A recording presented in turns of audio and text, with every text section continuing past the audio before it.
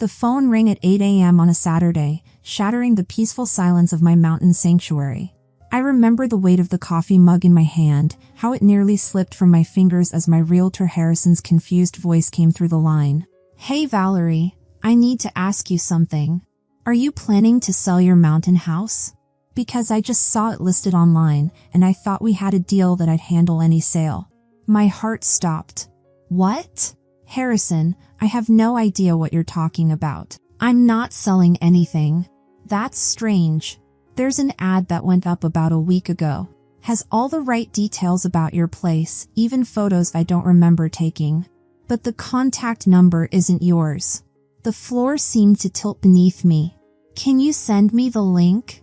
I sat at my kitchen table, morning sunlight streaming through the windows, creating shadows that suddenly felt ominous. When Harrison's message arrived, I clicked the link with trembling fingers. There it was, my little wooden cottage with the wraparound porch, my escape, my proof that I could build something beautiful just for myself. The photos captured everything, from the handcrafted bookshelf I'd installed myself to the view of the mountains that had sold me on the place 3 years ago. But the contact information made my blood run cold. My mother's name and phone number stared back at me, bold and unapologetic. "I'm Valerie, and I was 32 years old when I discovered that my own parents, the people who taught me right from wrong, who tucked me in at night as a child, were quietly planning to forge my signature and steal the only thing I'd ever truly called mine." I dialed my parents immediately, my fingers moving on instinct before my mind could process the betrayal. "Hi honey," Mom answered with that fake sweet voice she uses when she knows she's in trouble. "Mom, what the hell is this ad about my house?" The pause that followed felt endless. I could hear her breathing on the other end, calculating her response. Then her voice went completely calm, almost casual. "Oh, you saw that. Well, yes, we posted it." The casualness of her admission felt like a physical blow. "Are you kidding me right now? That's my house." "Valerie, we had to do something. You never would have agreed to sell it on your own." I paced my kitchen, my free hand clenched into a fist so tight my nails bit into my palm. "Of course I wouldn't agree. It's my property. You can't just decide to sell someone else's house." "Listen," Mom said, her tone shifting to that reasonable voice she uses when she thinks she's being logical. "Natalie just got married. She's pregnant now and needs her own place. The money from your house would be perfect for a down payment on a nice apartment for them." The audacity of it stole my breath. In our family, I'd always been the reliable one, the one who quietly fixed problems while my sister Natalie, 6 years younger and perpetually the golden child, collected all the praise. Every family crisis somehow required my wallet to open, from Dad's medical bills to Mom's car repairs to Natalie's extravagant wedding just 6 months ago. I heard Dad grumbling in the background before he took the phone. "Valerie, you need to think about family here. Remember when we asked for help with Natalie's wedding? We needed 100,000 and you only gave us 10. A good sister would have paid for the whole thing." His words landed like a slap. "I gave you what I could afford. And now you want to steal my house?" "It's not stealing," Mom took the phone back. "We're family. Natalie barely has anything, and you hardly even use that house. We're up there more than you are." That was a lie. I'd given them a key for emergencies, which they'd abused by treating my sanctuary like their personal vacation home. Still, I tried to keep my voice steady. "Look, even if you wanted to do this, which is insane, you can't sell my house without my signature." And then my mother actually laughed. Not a nervous laugh or an embarrassed chuckle. She laughed at me like I was a child who didn't understand how the world worked. "Oh, sweetie, we've got that figured out." A chill ran through me. "What do you mean?" "We have copies of all your documents, your ID, examples of your signature. We've been handling some of your paperwork for years, remember? This won't be a problem at all." Dad jumped back in, his voice full of confidence that made my skin crawl. "We've been planning this for a while, Valerie. We know exactly what we're doing." I hung up without another word, but my hands were shaking so hard I could barely set the phone down. Standing in my kitchen, the morning sunshine now feeling harsh rather than warm, I realized that my own parents had just casually informed me they were planning to commit fraud. And they acted like it was no big deal, like it was just another family favor I should be grateful for. This wasn't them asking for help anymore. This was theft, plain and simple. And the worst part? They were so confident I'd just roll over and take it. They figured I'd cry for a day or two, then eventually accept it because that's what I always did. Family first, right? That's when something shifted inside me, something fundamental and irreversible. If they wanted to race to sell my house, fine. We'd have a race. But I was going to win. I called Harrison back immediately. Hey, it's Valerie again. About that buyer you mentioned, how serious is he? Pretty serious. He's been looking for something exactly like your place for months. Why, are you thinking about selling after all? Yeah, I am. And I need to do it fast. Like, really fast. Harrison sounded surprised. How fast are we talking? As fast as legally possible. If your buyer can close quickly, I'll knock $10,000 off the asking price and pay you a speed bonus on top of your regular commission if we can get this done within the week. If he's really interested and has his financing ready, we could potentially close by next Friday. Perfect. Do it. Hanging up that phone felt like the first time I'd taken control of my life in years. The weight of family obligation that had been crushing me for so long suddenly felt lighter. But I wasn't done. While waiting to hear back about the buyer, I logged into my online banking. My fingers hovered over the keyboard for just a moment before I removed my parents' access to my accounts, access I'd given them years ago when Dad had health issues. Then I canceled the automatic payment I'd been making toward their mortgage. $800 every month for 2 years because they were struggling. Well, let's see how much they struggle when they actually have to pay their own bills. The sunlight shifted in my kitchen as morning turned to afternoon. I made another cup of coffee and sat by the window, watching birds in the garden. For the first time in years, I felt like I could breathe. Harrison called Sunday morning with incredible news. His buyer was ready to move fast. Turned out he was a local sheriff who'd been searching for a quiet mountain retreat, and he had cash ready to go. We could close by Thursday if I could get all my paperwork together. The next few days blurred together in a whirlwind of inspections, documents, and phone calls. But by Thursday afternoon, it was done. The house was sold, the money was sitting in my account, and I could finally breathe again. The timing couldn't have been better.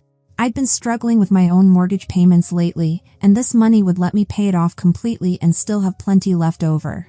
For the first time in years, I wouldn't be living paycheck to paycheck, constantly stressed about making ends meet. But the best part was knowing my family had no idea what I'd done. I didn't tell anyone about the sale. I just sat back and waited for them to discover their little scheme had failed spectacularly. I'd be lying if I said I didn't feel some guilt. These were my parents, after all. Natalie was pregnant and probably did need help. But then I'd remember how they laughed when they told me about forging my signature, and the guilt vanished. They'd made their choice when they decided to treat me like a bank account instead of a daughter. 2 weeks passed in blissful silence. I was starting to think maybe they'd found another way to get money for Natalie, or maybe they'd just given up. Part of me was almost disappointed. I'd been looking forward to their reaction when they found out what I'd done. Then Tuesday morning arrived, and my phone exploded. First Mom, then Dad, then Natalie, then Mom again. I let them all go to voicemail initially, but they kept calling. Finally, I answered when Mom called for the 4th time. Valerie, what is going on? She sounded genuinely panicked. I went to the house yesterday with some buyers and there are new locks on all the doors. Did you change the locks? I kept my voice perfectly calm. I sold the house, Mom. Long silence. Then she started laughing, but it wasn't happy laughter. It was that nervous, hysterical sound people make when reality hits them and they're in complete denial. Very funny, Valerie. But seriously, what's with the new locks? The buyers are getting impatient. I'm not joking. I sold the house last week. Those new locks were installed by the new owners. If you have questions about the property, you'll need to talk to them. I don't own it anymore. I hung up and felt this incredible rush of satisfaction wash over me. My hands were steady now, unlike that first phone call. Something had shifted in me. I was no longer the family doormat. The phone started ringing again almost immediately. This time it was Natalie, and her voice was high and panicky when I finally answered. Valerie, what the hell is going on? Mom just called me crying about locks and nonsense. She's not making any sense. The house is sold, Natalie. I sold it last week. That's not funny. We've been planning this for months. I already picked out an apartment, looked at furniture, even hired an interior designer. You can't just sell the house now. The entitlement in her voice was breathtaking. I can sell my own house whenever I want to. It was never yours to begin with. But we need that money. I'm pregnant, Valerie. We're trying to start a family here. Then maybe you and your husband should get jobs that actually pay enough to support a family. You're being cruel. Just give Mom the keys to the new locks so we can show the house. We can work this out. There are no keys to give you, Natalie. The house belongs to someone else now. Figure out your own life. And I hung up on her too. For the next few days, blessed quiet returned. I actually thought maybe they'd finally gotten the message and would leave me alone. I should have known better. Monday morning, Harrison called, sounding really uncomfortable. Valerie, I hate to bother you with this, but I got a call from the new owner of your old house. The sheriff. He said someone tried to break into the property over the weekend. The alarm went off and scared them away, but the whole thing was caught on security cameras. My heart started racing. Did they catch who it was? Harrison was quiet for a moment. Yeah, they did. Valerie, it was your father. The police arrested him. I sat down hard in my kitchen chair, the same spot where I'd first learned about their betrayal. I just sat there, trying to process what he'd told me. My dad had actually tried to break into the house. Even after I told them it was sold, even after Mom had seen the new locks herself, he'd still driven up there and tried to force his way in. The sheriff wanted me to let you know what happened, Harrison continued. He's being pretty understanding about the whole situation since it's family, but legally speaking, your dad attempted to break into a police officer's home. About 5 minutes later, my phone rang.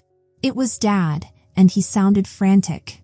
Valerie, you need to call the police right now and explain this whole misunderstanding. What misunderstanding, Dad? Tell them I was trying to get into my daughter's house.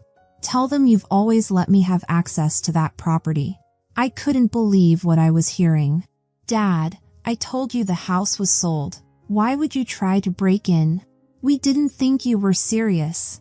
We thought you were just mad and trying to scare us by changing the locks. Well, I was serious, and now you're in trouble for trying to break into someone else's property. Valerie, please, just call them and straighten this out. No, Dad. You did this to yourself. He started yelling then, calling me selfish and ungrateful, but I hung up. I was done listening to their guilt trips and manipulation. The next day, I saw the story on local news. Local man arrested for attempted break-in at sheriff's residence. They didn't mention his name, but they said the suspect had been aggressive during arrest and had insulted the officers. He was facing charges for attempted illegal entry and disorderly conduct, potentially up to 6 months in jail. 6 months in jail for trying to steal my house. The irony was almost poetic. A week later, Mom called, crying before she even said hello. Valerie, please. We need your help. We need money for a lawyer for your father. My father got himself into this mess. This is all your fault. If you hadn't sold the house, none of this would have happened. I actually started laughing. My fault? I sold my own property to prevent you from stealing it, and somehow I'm the bad guy here? You've destroyed this family, Valerie. Your father might go to prison. Your pregnant sister can't buy an apartment. We can't make our mortgage payments anymore because you stopped helping us. You've robbed us of our entire future. Her words might have crushed me once, but now they just sounded hollow. I've robbed you? You were literally planning to forge my signature and steal my house. We're family. Family helps each other. Family doesn't steal from each other, Mom. You're an ungrateful daughter after everything we've done for you. What exactly have you done for me besides expect me to pay for everything while planning to steal from me? She didn't have an answer. She just kept crying and calling me selfish and cruel. I don't want any relationship with any of you anymore, I told her. Don't call me again. I hung up and immediately blocked all their numbers. Mom, Dad, Natalie, blocked. I was done. A month later, my Aunt Cecilia called. She's Mom's sister, and we've always gotten along well. She doesn't usually get involved in family drama, so I was curious why she was calling. Valerie, I just wanted to let you know what's been happening with your parents and sister. Natalie and her husband Julian moved in with your parents. They refinanced the house and put it in Natalie's name so they wouldn't lose it. She and her husband are making the payments now. I had to admit, that was pretty smart of Natalie. My parents had always treated her like she was helpless, but apparently she was sharper than any of us gave her credit for. What happened with Dad's trial? He got 6 months probation and a fine for the disorderly conduct. No jail time, but he has to check in with a probation officer regularly. And when his boss at the mall found out about the arrest, he fired him. So Dad lost his security guard job over this. That was actually worse than jail time in some ways. At his age, finding another job wouldn't be easy. Also, Cecilia continued, they had to borrow money from everyone in the family to pay for the lawyer. Then they used up all their retirement savings to pay everyone back. They're basically broke now. Well, that's what happens when you try to steal from people. Cecilia was quiet for a moment. Valerie, I'm not saying what they did was right, but they are still your parents. They stopped being my parents when they decided to forge my signature and steal my house. It's been 7 months since I blocked my family's numbers, and honestly, I've never felt better. I know that probably sounds cold, but it's the truth. For the first time in my adult life, I'm not constantly stressed about money or worrying about what crisis my family is going to dump on me next. The money from selling the house was life-changing. I paid off my mortgage completely, which freed up almost $1,500 a month. Between that and not paying my parents' mortgage anymore, I suddenly had over $2,000 extra every month. I'd forgotten what it felt like to have money left over after paying bills. I started putting most of it into savings, but I also decided to treat myself. I'd been driving the same beat-up Honda for 8 years, and it was definitely dying. So I bought a Toyota Camry that's only 2 years old. It was surreal walking into that dealership and actually being able to afford what I wanted instead of settling for the cheapest option. But the best part is the peace. I didn't realize how much mental energy I'd been spending on my family's drama until it was gone. No more late-night emergency calls that somehow always required money. No more guilt trips about being selfish when I couldn't help. No more walking on eggshells trying not to upset anyone. I've been going to therapy too, which has helped tremendously. My therapist, Dr. Winters, has been helping me understand how messed up my family dynamic really was. Apparently, there's a term for what they were doing: financial abuse. They'd trained me from childhood to believe my worth as a family member was tied to how much money I could provide. You weren't their daughter, Dr. Winters told me during one session. You were their ATM that occasionally came to family dinners. That hit hard, but it was true. Almost every conversation I'd had with my parents in recent years involved them asking for money in some way. And when I couldn't help as much as they wanted, I was selfish and ungrateful. The therapy has also helped me realize that what they planned wasn't just wrong, it was criminal. They were going to commit fraud, forgery, and theft, and they acted like I was unreasonable for being upset about it. Normal families don't steal from each other. Normal families don't forge signatures. Normal families don't try to break into houses that no longer belong to them. I still get occasional updates through Aunt Cecilia, who calls sometimes without pushing me to reconcile. Dad's probation ended, but he still hasn't found work. Having an arrest record makes it hard to get hired as a security guard, which was basically all he knew. Mom's been working extra shifts at her part-time grocery store job, but it's not enough to cover expenses. Natalie had her baby, a little girl. Part of me felt sad when Cecilia told me because I'm an aunt now, and I'll probably never meet my niece. But then I reminded myself that Natalie made her choice when she decided to help steal from me. Actions have consequences. The most interesting update was that Natalie and her husband are having problems. Turns out living with your in-laws while raising a newborn is stressful. Natalie's been complaining about feeling trapped in the house with my parents, and her husband's been talking about moving out. But since Natalie owns the house now and my parents can't afford to live elsewhere, it's complicated. I have to admit, there's part of me that feels vindicated by all this. They were so sure that stealing my house was the perfect solution to their problems. Natalie would get her dream apartment, my parents would feel like generous grandparents, and I would quietly accept it because that's what I always did. Instead, Natalie ended up stuck in a house with my parents and a screaming baby. Dad lost his job and nearly went to jail. They're all broke. Meanwhile, I'm debt-free, have a nice new car, and I'm saving enough money that I might actually take a real vacation next year. Sometimes I wonder if I should feel guilty about how everything turned out. But then I remember how they laughed when they told me about forging my signature. I remember how confident they were that I'd just roll over and let them steal from me. I remember years of being treated like a bank account instead of a person. No, I don't feel guilty. I feel free. I've been thinking about buying another house eventually. Nothing as remote as the mountain house. I want something closer to work. Maybe a little cottage with a garden. I've always wanted to try growing my own vegetables, but I could never afford a place with a yard before. It's funny how different my life feels now. 7 months ago, I was stressed constantly, barely making ends meet, and dealing with family drama nonstop.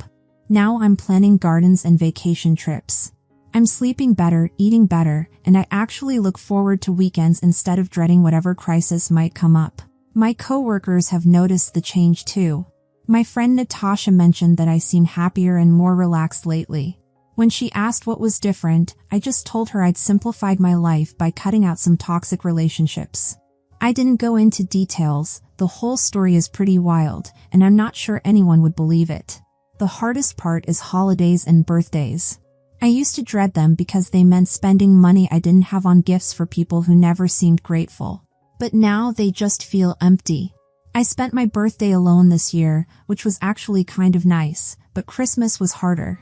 I ended up volunteering at a soup kitchen, which made me feel better about everything. I know some people would say I should try to reconcile, especially now that there's a baby involved. But I don't think they've learned anything from what happened. Based on what Cecilia tells me, they still think I'm the villain. They still think I'm selfish and cruel for not letting them steal my house. Until they can acknowledge that what they did was wrong, there's no point in trying to rebuild anything. Besides, I like my life now. I like having control over my own money. I like not worrying about what my family will demand from me next. I like being able to plan for my own future instead of constantly bailing other people out of problems they created. Looking back, I realized that selling my house wasn't just about preventing theft. It was about finally standing up for myself after years of being walked over. It was about refusing to be anyone's ATM anymore. It was about choosing my own well-being over everyone else's expectations. And you know what? It was the best decision I ever made. Thanks for listening, and if you liked this story, share it with others, and don't forget to comment and subscribe for more stories about finding strength when the people we love betray us. Sometimes the family we're born into teaches us exactly what we don't deserve.